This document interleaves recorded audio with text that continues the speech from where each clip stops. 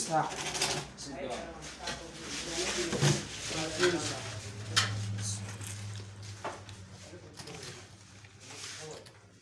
Ku ne sabon ɗaliban da aka kawo?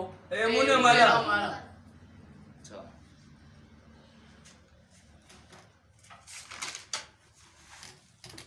Sani Sali.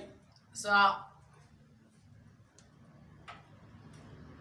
Adamu Abubakar.